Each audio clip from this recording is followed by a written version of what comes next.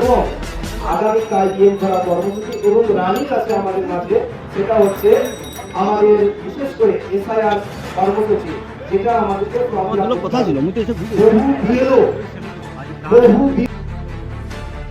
নমস্কার, আপনারা দেখছেন সত্যের সন্ধানে সংবাদ। এই মুহূর্তে সবথেকে বড় খবর, পূর্ব মেদিনীপুর জেলার মহিষাদল ব্লকের অন্তর্গত বেটকুন্ডু অঞ্চলে চলছে এসআইআর সচেতনতা শিবির ও টোটো চালকদের 7 দফা দাবিতে মান্যতা দেওয়ার দাবিতে প্রস্তুতি।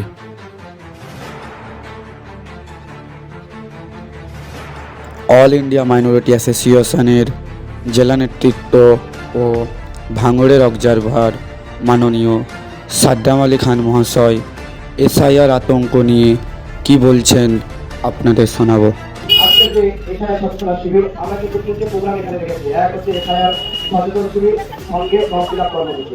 দ্বিতীয় নম্বর আছে দিল্লিতে বর্বরচালিত সন্ত্রাসী হামলা তার দুষ্কার, এবং সেই সাথে সাথে আরো রয়েছে ডিএম ঘেরাও কর্মসূচি। তার মধ্যে আমাদের কাছে প্রাসঙ্গিক যেটা, সেটা হচ্ছে ডিএম ঘেরাও কর্মসূচি আগামীকাল, এবং আগামীকাল ডিএম ঘেরাও কর্মসূচি এবং রানিং আছে আমাদের মাঝে, সেটা হচ্ছে আমাদের বিশেষ করে এসআইআর কর্মসূচি, যেটা আমাদেরকে বহু বিএলও নাকি বলেছে পূর্ব মেদিনীপুর, লিখলে কোনো অসুবিধা নেই। তাদেরকে আমরা জানিয়ে রাখি, পূর্ব মেদিনীপুর লিখলে অসুবিধা নেই বিএলও। আপনি বলছেন ঠিক আছে, আমি আপনার কাছে সহমত হয়ে গেলাম, কিন্তু আপনার ইলেকশন কমিশন যেটা বলবে সেটা ঠিক না, আপনি এজ এ বিএলও হিসাবে যেটা বলবেন সেটা ঠিক? তাহলে এখানে প্রশ্ন চিহ্ন দাঁড়িয়ে যাচ্ছে। আপনি বুথ লেভেল অফিসার আর একজন ইলেকশন কমিশন অফিসার, তাহলে দুজনের কথা কি ঠিক করো? তাহলে ইলেকশন কমিশন বলেছে নিচের কোশ্চেনে 2002 অনুযায়ী আপনাকে ফিল আপ করতে হবে। আমি মনে করি, আমি বলি তাদেরকে, আমরা তো কথা বলেছি যে 2002 সালে আমরা দেখেছি ভোটার এপিক নম্বর। আমি কেন 2002 সালে অনুযায়ী আমরা লিখতে বলছি? কারণ 2002 সালের এপিক নম্বর আর 2025 সালের এপিক নম্বর অনেক ক্ষেত্রে মিল নেই। WB 30 তাদের বিধানসভা ক্ষেত্র নম্বর ইত্যাদি দিয়ে তারা লিখেছে, কিন্তু আমরা এটা দেখতে পাচ্ছি 2025 সালে যখন আসছি তখন বা এক্সজেড এর ইত্যাদি করেছে। এজন্য আমি আপনাদেরকে জানিয়ে রাখি, বলে রাখি যে আমরা আজকে বিভিন্ন জায়গায় আমরা ফিরে যাচ্ছি। গতকালকে আমরা শহীদ ব্লক থেকে গোলাঘাট ব্লক আমরা কমপ্লিট করেছি।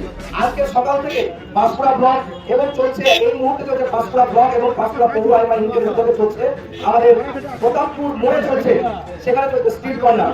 সেখানে নেতৃত্ব যারা কাজ করছে ডিএম ঘেরাও কর্মসূচিকে সামনে রেখে আমার যারা টোটো ভাইরা, আমি ওপেন প্রকাশ্যে বলেছি, যারা টোটো চালাচ্ছেন চালাবে, কোনো অসুবিধা নেই। তারা যদি মনে করে আজকে আসছে, আমি প্রস্তুতিতে বলে গিয়েছি এখানে, আজও বলছি মাইক্রোফোনে, হ্যাঁ দরকারটা আপনার, আমরা সাথ দেবো আপনাকে, আমরা সাথ দেবো।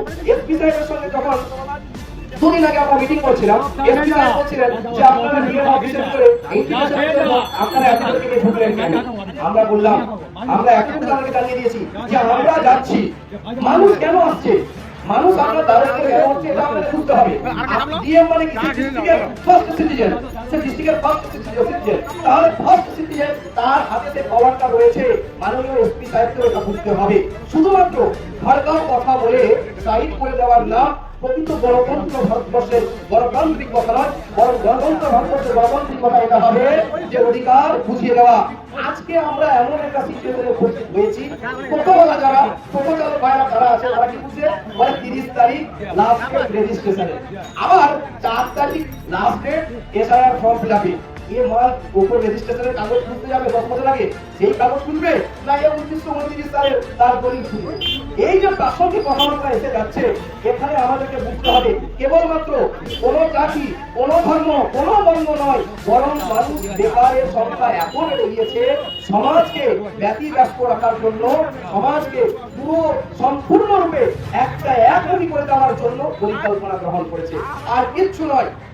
যদি রাষ্ট্রীয়ভাবে রাম রাজত্ব চাই, তাহলে রাম রাজত্ব মানে এটা যে রাজনীতির সাথে একটি কুকুরও ভুকা ঘুমাবে না, খিদায় ঘুমাবে না, এটাই হচ্ছে রাম রাজত্ব।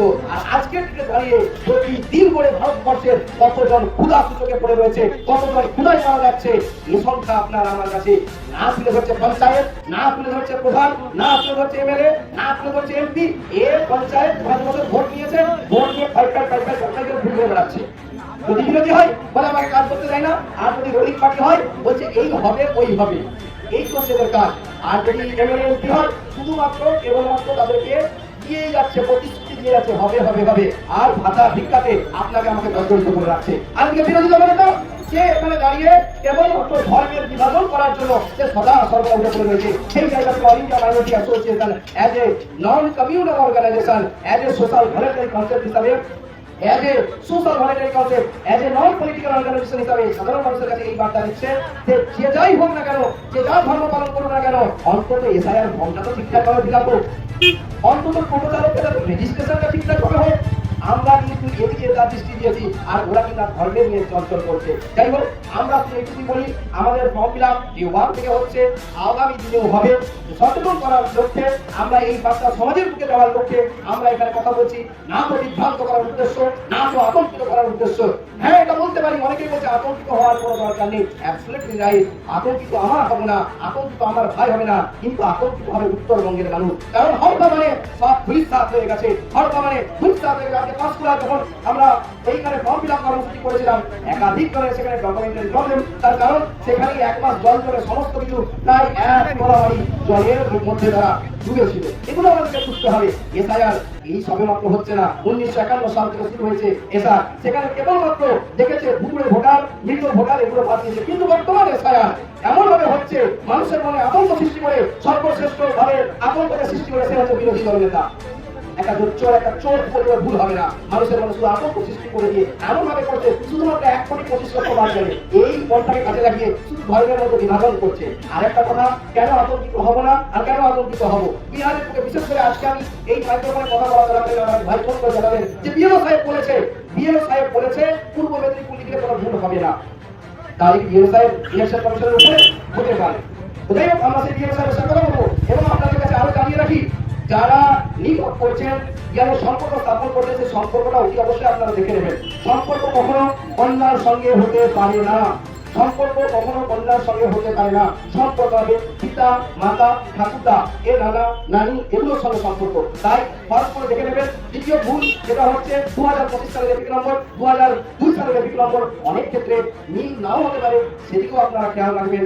আর যদি আপনার বাবা মৃত হন, যদি আপনার মা মৃত হন, অতি অবশ্যই ভোটার কার্ড দিতে পারেন, নাও পারেন। সেখানে আপনাকে চয়েস দেওয়া হচ্ছে, দিতে পারেন, নাও পারেন, তবে এটা ঠিক, যদি তাকে অতি অবশ্যই আপনি দেবেন।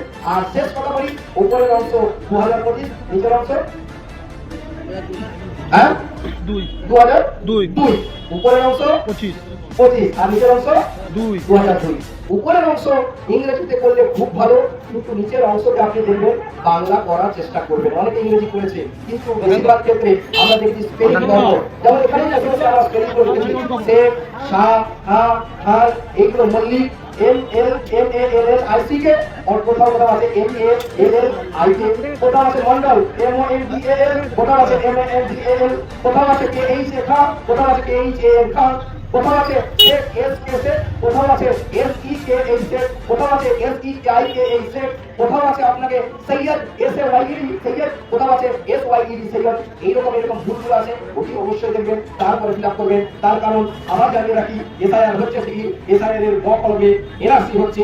এসআইআর হলে এত কাগজ দেখানোর কোনো প্রয়োজন হয়নি। এসআইআর ঠিক যে পেজটা, দ্বিতীয় পেজটা দেখতে পাবেন, একাধিক ডকুমেন্টারি করেছে, সেখানে পরিষ্কার ভাবে এনআরসি কলমে হচ্ছে, এটা আপনাকে আমরা দেখতে হবে। শাসক দল বলছে, যখন এসআইআর, আরেকটা কথা বলি, জুমলা কথাতে কেউ কখনো বিশ্বাস করবেন না। জুমলা কথাতে আমরা নন পলিটিক্যাল অর্গানাইজেশনের তরফ থেকে জানিয়ে রাখি, কারণ জুমলা কথাতে বিশ্বাস করবেন না। যে শাসক দল বলেছিল 2014 পরে যখন ডিজিটাল ইন্ডিয়া হবে, প্যান কার্ড করা লাগবে না, প্যান কার্ড আধার কার্ড বড় অন্ধকার কার্ড, কিন্তু বাধ্যতামূলক ভাবে করতে হলো। এরা বললো এসআইআর করতে দেবো না, কলকাতার জন্য দাঁড়িয়ে বলেছিল, কিন্তু বাধ্যতামূলক ভাবে এই সরকার আবার 292 কোটি টাকা ব্যয় করে 90,000 সরকারি কর্মচারীকে নিয়োগ করে এসআইআর করাচ্ছে। তাই জুমলাবাদী কথাতে বিশ্বাস করবেন না। হ্যাঁ, যদি এই সরকার বিল উত্থাপন করে, বিধানসভায় প্রস্তাব বিল পেশ করে যদি কেউ মনে করতো, তাহলে বুঝতাম হ্যাঁ এটা কথা বলে, ঠিক কথা বলে। যাই হোক, সরকার কথাতে কেউ কখনো বিচলিত হয়ে পড়বেন না। অপরদিকে শুভেন্দু শুভেন্দু একটা, সে নিজেকে তৃণমূলে এতদিন পেয়েছে, এতদিন এত মন্ত্রী পদ দখল করেছে, আজকে সে সব চলে আসলো, সে ওয়াশিং পাউডার মেশিন কি বলে একটা, সেগুলো সাফ হয়ে গেল। সে এসে রাজনীতির নেতা শুধুমাত্র ধর্মের কথা বলে, এই জন্য বলে চোরের গলা চোরে নয় বড় গলা। আজকে সবচেয়ে বেশি কথা বলছে, বলুক। কিন্তু ধর্মের নামে বিভাজন করছে, ধর্মের নামে সমাজকে কলুষিত করছে। আমরা বলবো এইরকম বিরোধী চলনতা দরকার নেই। এইরকম বিরোধী চলনতা থেকে যত দূরে থাকবেন তত আপনার আমার সমাজ মঙ্গল থাকবে। এ সমাজ ছিল রবীন্দ্রনাথের, এ সমাজ আছে রবীন্দ্র নজরুলের, এ সমাজ আছে তিতুমিরের, এ সমাজ আছে ক্ষুদিরামের, এ সমাজ আছে বিনয় বাদলের, এ সমাজ আছে আশফাকুল্লাহ, এ সমাজ আছে আপনার, এ সমাজ আছে আমার, এ সমাজ আছে সুকুমারের, এ সমাজ আছে আমার শহীদ মাতঙ্গিনী ব্লকের আজরাল, এ সমাজ আছে হিন্দু মুসলমানের। তাই তো কবি কথায় একটাই কথা বলি যে এক ওঠেন দুইটি পশু, হিন্দু মুসলমান, মুসলিম তার নয়ন মণি, হিন্দু তাহার প্রাণ।